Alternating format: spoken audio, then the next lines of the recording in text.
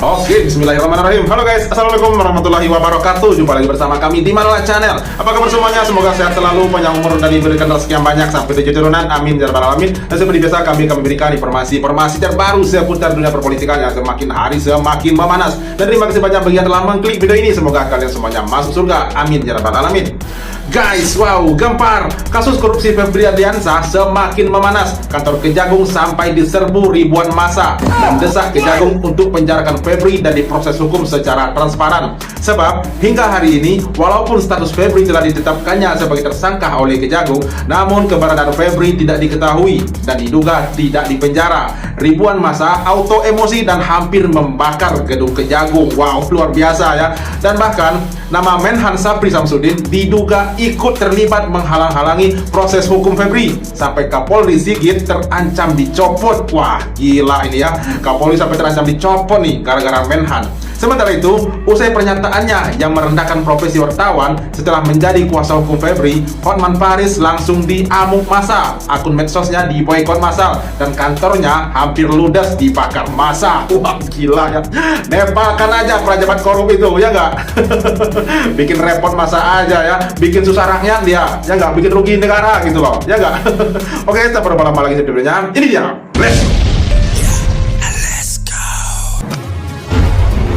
Kasus Febri memanas, aksi mahasiswa guncang Kejagung. Di depan gedung Kejaksaan Agung, suara mahasiswa kembali menggema. BEM UMT menggelar aksi menuntut agar kasus yang menyeret Febri Ardiansyah diproses secara terbuka dan tuntas. Aksi sempat diwarnai dorong-dorongan kecil di depan pagar gedung, namun situasi tetap terkendali dan tidak berkembang menjadi kericuhan. Menariknya, pada hari yang sama, Kejaksaan Agung mengonfirmasi bahwa tim khusus beranggotakan 9 jaksa telah resmi bekerja menangani perkara tersebut. Ini menjadi sinyal bahwa sorotan publik tidak diabaikan, melainkan direspons melalui proses hukum yang berjalan. Dalam negara hukum, kritik dan pengawasan publik adalah bagian dari demokrasi yang kini ditunggu masyarakat bukan lagi hanya janji, melainkan pembuktian bahwa proses penegakan hukum dilakukan secara profesional, transparan, dan tanpa pandang bulu. Kejagung kini memikul tanggung jawab besar untuk membuktikan bahwa keadilan berlaku bagi siapapun, termasuk jika perkara menyangkut orang dari lingkungan internalnya sendiri. Ya, mantap.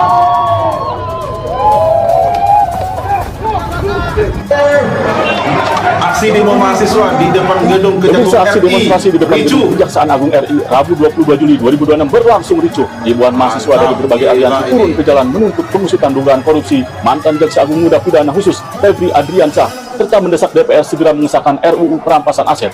Massa membawa poster karangan bunga bernada kritik hingga membakar kardus sebagai simbol protes. Situasi ini di lapangan sempat ricuh dengan dorong-dorongan antar demonstran dan aparat. Namun 706 personel gabungan polisi dan BRIMOB disiagakan untuk menjaga keamanan. Hingga sore ini ketegangan masih terasa. Nepalkan pejabat korup, ya nggak? Udah berminggu-minggu hingga hari ini katanya telah ditetapkan sebagai tersangka, namun Febri Ardiansyah terduga koruptor ini belum kita lihat memakai baju pink, baju tahanan. Apa coba kalau nggak dilindungi, ya nggak? Terkesan sekali ini kasus hukum yang satu ini terkesan sekali ditutup-tutupin, tidak transparan kepada masyarakat. Tunggu aja, kalau masyarakat ngamuk, emosi, kesabarannya habis, tunggu kehancuran bagi kalian semua. Didepalkan tuh semuanya, ya nggak? Jangan macam-macam sama rakyat. Apalagi nih polisi nih sok berlagak bela-bela koruptor di sini ya, sok berlagak represif pula sama mahasiswa. Nggak ingat lo, gaji lo, makan anak bini lo dari mereka tuh, dari rakyat, malah melawan rakyat gitu. Ya, jadi yang jelas nepalkan aja nih pejabat korup, udah selesai gitu, ya nggak? Atau DPR sahkan segera undang-undang perampasan aset, selesai itu. Jadi nggak ada lagi tuh urusan kejagung KPK-nya, selesai, hukumnya telah ada dan undang-undangnya pun telah ada. Ini kan DPR kan terlalu lamban untuk mengesahkan undang-undang perampasan aset bagi koruptor.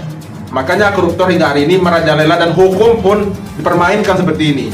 Kita rakyat malah menjadi candaan jadinya mereka, ya nggak? Gila ini ya. Oke guys, lanjut.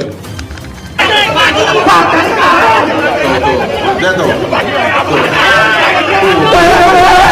Di sini.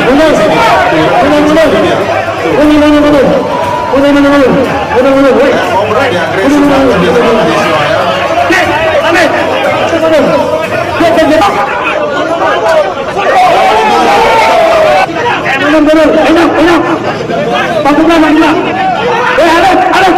Wih, gila.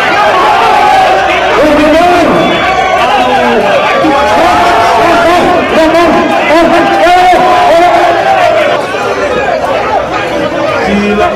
Polisi sama aja kalau ngalangin anjing. Wih, so polisi bukannya menjaga masa aksi biar damai, malah dia ya yang membimbing masyarakat, membimbing masa aksi. Ya nggak, gila ini ya. Nanti ujung-ujungnya masyarakat lagi yang disalahkan, mahasiswa lagi yang disalahkan. Padahal mereka sendiri yang represif, agresif kayak korban itu ya, langsung main patok, main piting aja lo ya. Emang itu majikan lo yang bayar lo buat makan anak bini lu sampai ke sempak-sempaknya, dia yang bayar. Malah piting majikan dia. Gila ini ya. Kacau negara macam apa nih ya. Ini gara-gara seorang koruptor malah kacau seperti ini. Andaikan masyarakat biasa yang terlibat hukum, waduh, gercepnya hukum ini bukan main ya. Tetapi kalau pejabat tinggi seperti Febri Ardiansyah ini, wah, luar biasa. Dilindungi terkesannya, benar-benar terkesan dilindungi. Sehingga nama Menhan Syafri Samsudin juga ikut terseret melindungi atau menghalang-halangi proses hukum Febri ini ya. Sampai Kapolri Sigit juga terancam dipecat atas usulannya kepada presiden. Gila kan ya? Memang kacau hukum di negeri ini guys. Kapolri Sigit karena berhasil menangkap Febri Ardiansyah terduga koruptor ini, malah diusulkan dipecat oleh Menhan Syafri Samsudin kepada presiden gitu loh. Gila, ini memang gila. Harusnya diapresiasi. Ini malah diusulkan dipecat, diganti dengan yang lain katanya. Gila ini. Coba deh simak.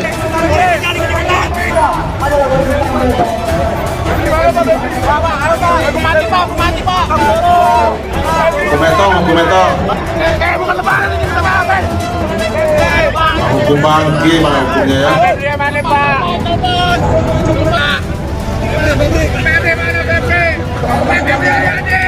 Febri lagi di hotel, Bobo.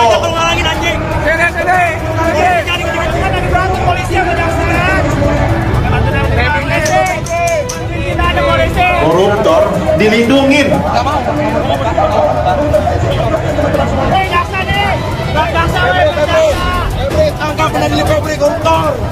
Kalau penegak hukum mulai melindungi tikus di rumahnya sendiri, kita mau ngarepin siapa lagi? Senin kemarin, 20 Juli 2026, mahasiswa BEM UMT langsung turun ke jalan. Mereka kepung gedung Kejagung, nuntut satu hal simpel tapi krusial: adili Febri Ardiansyah segera. Gak pakai mundur, mau ada dorong-dorongan pagar, mau ada yang jatuh, bangun lagi, orasi lagi. Ini simbol bahwa mahasiswa masih jadi pengawas aktif untuk kawal kasus gede ini. Kejagung langsung bentuk tim khusus 9 jaksa di hari yang sama buat nyidik perkara ini. Apa artinya? Hukum itu bakal tumpul kalau publiknya diam. Tapi pas publik aktif mengawasi, instansi setingkat Kejagung pun nggak bisa sekedar tebar janji manis. Mereka harus ambil langkah konkret.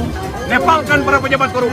Iya, nepalkan para pejabat korup. Iya, pantas itu ya. Sebab masa seorang koruptor terkesan dilindungi, terkesan dihalang-halangi prosesnya hingga hari ini katanya telah ditetapkan sebagai tersangka, tetapi masih bebas berkeliaran katanya di luar. Belum memakai baju tahanan, belum dikurung di sel. Kan gila ini ya. Gimana rakyat enggak ngamuk coba?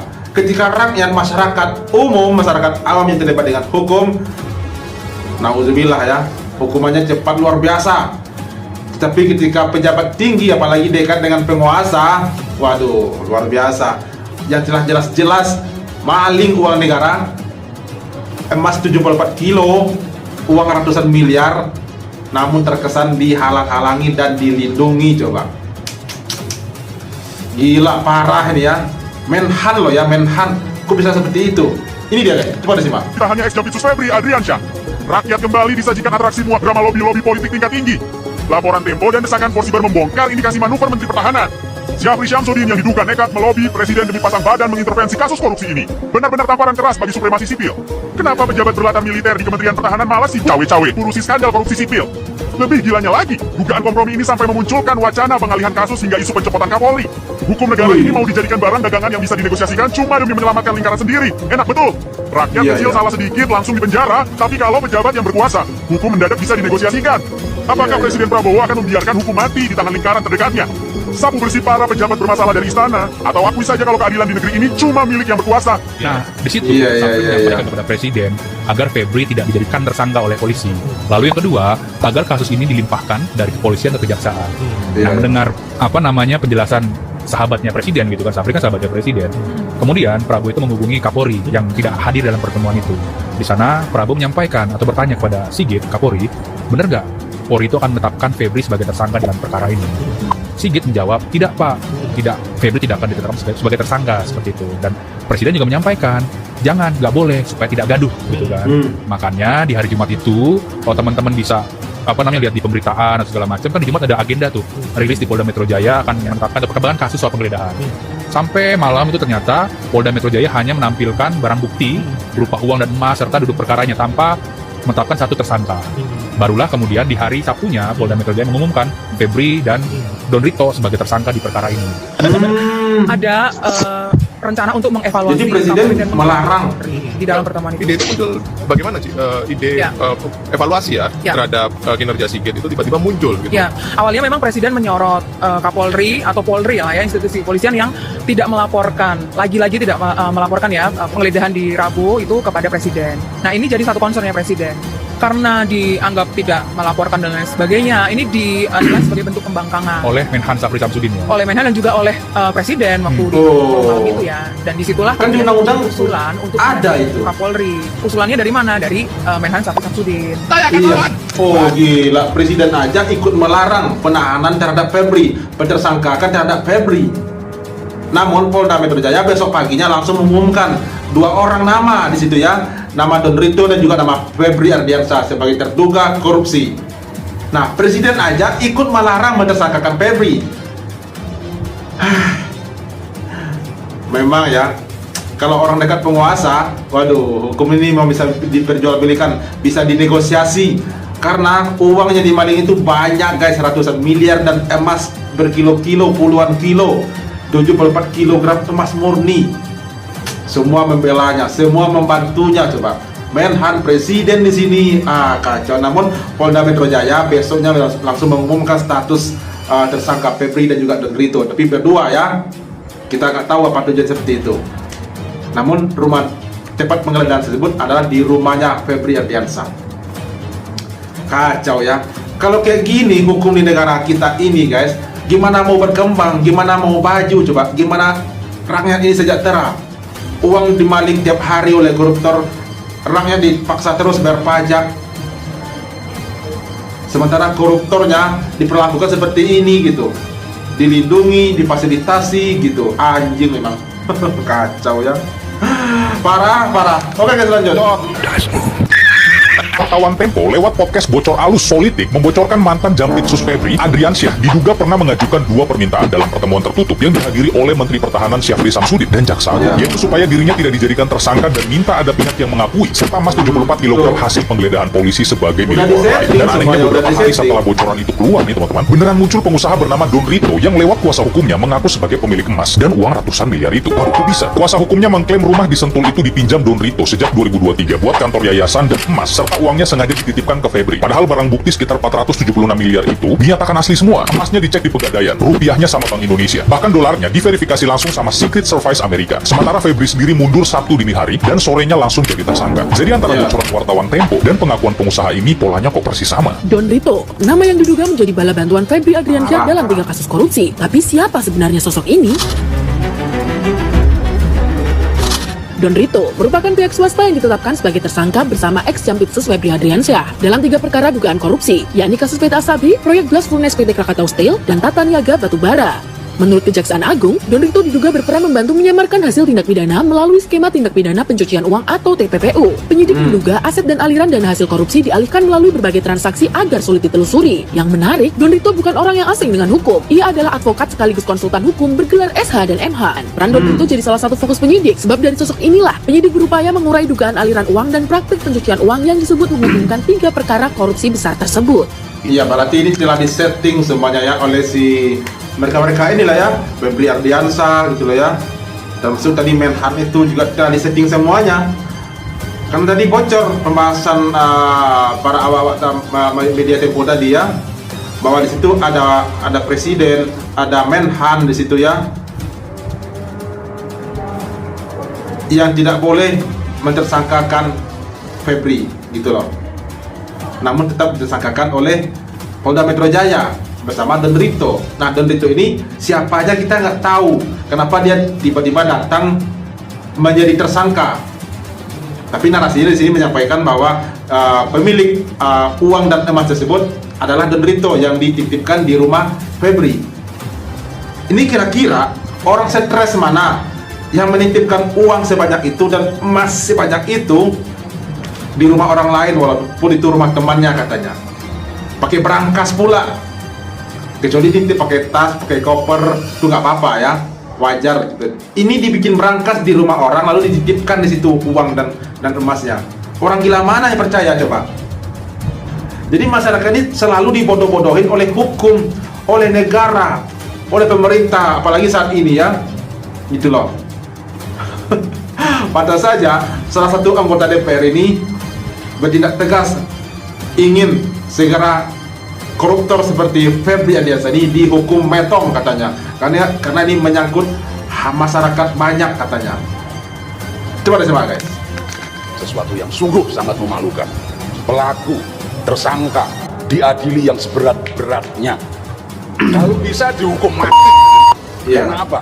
Karena ini menyangkut hajat hidup orang banyak. Mang bangsat lo semua. Iya.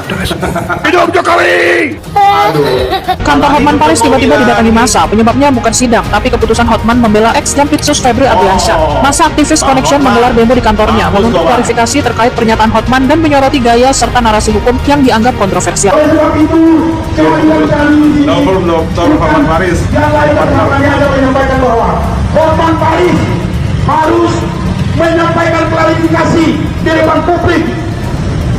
Kemarin beliau juga sempat menghina profesi jurnalistik, menghina salah satu profesi wartawan. Hotman Pak, mampus kau ya Hotman Paris yang waktu pertama kali Febri ditersangkakan, ditangkap oleh polisi dan bersama Kejagung, lalu tiba-tiba Hotman Paris memuji dan mengapresiasi kinerja Polri dan Kejagung. Selama beberapa hari kemudian, kok tiba-tiba dia malah menjadi kuasa hukum si Febri Ardiansyah ini dengan segala macam pembelaannya terhadap Febri sampai menyangkut pautkan dengan nama Presiden Prabowo gitu loh. Dan yang paling gilanya, dia sampai menghina wartawan, mengatakan wartawan gak punya otak. Gila gitu ya. Dan akhirnya Hotman Paris sampai di-boycott massal, akun-akun medsosnya di unfollow oleh ribuan masyarakat dan mungkin lebih ya. Coba lihat semua guys. Paris resmi dipolisikan. Melaporkan Hotman Paris ke Polda Metro Jaya. Seperti yang kita ketahui belakangan ini, Hotman Paris menjadi kuasa hukum mantan Jampitsus Febri Ardiansyah yang telah berstatus tersangka dalam dugaan tindak pidana korupsi dan juga tindak pidana pencucian uang atau TPPU. Keputusan Hotman untuk memberikan pendampingan hukum menuai beragam tanggapan dari masyarakat. Sebagian pihak bahkan menyoroti pernyataan yang sempat mengaitkan nama Presiden Prabowo dalam pembelaannya. Usai memberikan pendampingan, Hotman menggelar konferensi pers. Dalam kesempatan tersebut, ia sempat melontarkan kalimat, "Lu punya otak gak?" yang ditujukan kepada seorang wartawan. Ucapan itu kemudian dinilai merendahkan profesi jurnalis dan memicu reaksi dari kalangan pers. Akibat pernyataan tersebut, Hotman Paris akhirnya dipolisikan dan dilaporkan ke Polda Metro Jaya atas dugaan penghinaan terhadap profesi wartawan. Potongan pernyataan seorang kuasa hukum tersangka Febri Ardiansyah. Pengacara dia bebas bicara katanya ya. Mana bisa? Tugas hukum udah jelas lah, nggak usah pakai ditanya pasal berapa. Monyong lu ah. Kalau kau nggak tahu pasalnya, lu berhenti dari wartawan. Tanya kakekmu, masa tanya gua? Ya tanya kakekmu lah. Ya, udah. Kalau kau punya otak, lu tahu jawabannya. Seorang wartawan yang sedang menjalankan tugas jurnalistik justru dijawab dengan kalimat, "Kalau kau punya otak." Pertanyaannya sederhana, apakah seorang advokat memang pantas merespons pertanyaan wartawan dengan kalimat seperti itu? Kalau tidak setuju dengan pertanyaannya, bantah substansinya. Kalau merasa pertanyaannya keliru, luruskan faktanya. Bukan dengan ucapan yang dapat dipersepsikan merendahkan martabat profesi wartawan. Ucapan seperti ini pun memicu perdebatan di ruang publik mengenai batas profesionalisme seorang advokat dalam membela kliennya. Hal tersebut juga diduga bisa melanggar etik seorang pengacara dalam membela kliennya. Membela klien adalah hak, tetapi menjaga sikap profesional dan menghormati profesi lain juga merupakan bagian dari tanggung jawab seorang advokat. Silakan publik menilai sendiri. Iya. Katanya sudah kaya raya, hartanya melimpah. Tapi ketika melihat kasus besar, kasus korupsi, uangnya ratusan miliar, emasnya 74 kilo emas. Langsung tiba-tiba menjadi pembela, jadi kuasa hukum. Dan dia nggak butuh uang katanya dari Febri, ya nggak? Emang Febri itu orang miskin? Orang miskin nggak apa-apa kau bicara seperti itu. Ini Febri, Jampitsus, mantan Jampitsus, uangnya di korupsinya banyak. Siapa yang nggak tergiur menjadi kuasa hukumnya coba, ya nggak? Nah, akhirnya kau habis oleh masa. Karma itu ya, karena membela seorang koruptor, seorang maling kau bela, mampus kau sekarang ya Bang ya. Terserah kau mau bela koruptor, mau bela siapa, terserah kau, itu urusan kau ya sekarang. Inilah kehancuran yang kau terima karena telah membela seorang koruptor kau ya. Kantor kau digeruduk massa, akun medsos kau diboykot massal, di-unfollow massal. Mampius lah, ya gak? Orang kaya. Oke guys, lanjut. Itu kan kita kembalikan ke proses hukum ya. Jangan dikait-kaitkan juga dengan Bapak Presiden. Ya, sepenuhnya kita kembalikan ke mekanisme hukum yang berlaku. Tapi kalau pemeriksaan memerlukan izin Presiden, pejabat tinggi itu gimana? Saya rasa klaim Bang Hotman. Ya saya rasa kembali kepada mekanismenya ya. Saya rasa nggak ada juga. Hanya pada saat masih proses pemeriksaan harus izin Presiden itu kan. Nggak yang hijau, nggak yang coklat, sama aja, keparat semua. Iblis berwujud manusia. Jadi memang negara kita ini itu udah dipenuhi dengan para pejabat yang sifatnya itu seperti maling, rakus dan serakah. Jadi maling saling melindungi maling dan maling teriak maling. Dan kita ini itu korban maling. Jadi memang bobroknya bangsa ini itu dari dalam bukan dari luar, karena sifat rakus dan serakahnya. Jadi memang ini mereka perlu dibersihkan. Kalau memang Pak Prabowo tidak bisa membersihkan para koruptor ini ya, dan segera mendesak tentang undang-undang perampasan aset, jangan salahkan rakyat. Jika suatu saat kami bergerak. Ya kalau bangsa kita isinya orang-orang penakut, ya kan tenggelamkan. Ya tenggelamkan, nepalkan aja. Para pejabat korup, saya akan lawan. Ya itulah hukum saat ini ya di negara kita. Pemerintahnya seperti apa, hukumnya seperti apa. Koruptor aja dibela, koruptor aja dilindungin. Sudah hampir 2 minggu ya kasus si Febri Ardiansyah ini, terduga maling ini, terduga koruptor ini, tapi belum jelas. Katanya telah ditersangkakan, namun proses hukumnya kita nggak tahu seperti apa. Dan dia, si FA ini belum kita lihat pakai baju tahanan, pakai baju pink kah, baju kejaksaan atau baju orange kah, kita nggak tahu ya. Katanya telah ditersangkakan, telah ditetapkan sebagai tersangka, namun kita belum melihat si Febri memakai baju tahanan. Itu gilanya hukum di negara ini. Menhan juga ikut terlibat seolah-olah menghalang-halangi proses hukumnya. Dan bahkan Pak Prabowo pun,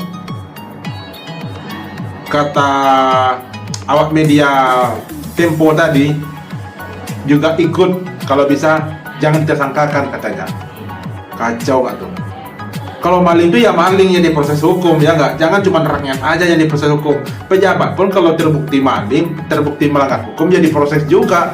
Kapan perlu diperberat pasalnya, dikasih pasal berlapis, semua dia para penegak hukum ya. Nah inilah yang penting jadi catatan oleh pemerintah.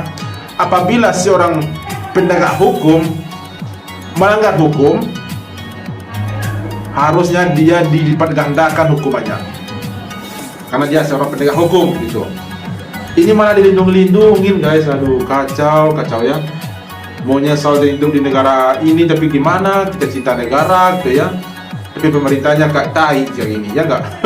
Oke guys, itu dari sekitar ini. Terima kasih banyak bagi dalam nonton, dan sampai jumpa lagi di video berikutnya. Thank you. Saya akan lawan. Thanks for watching.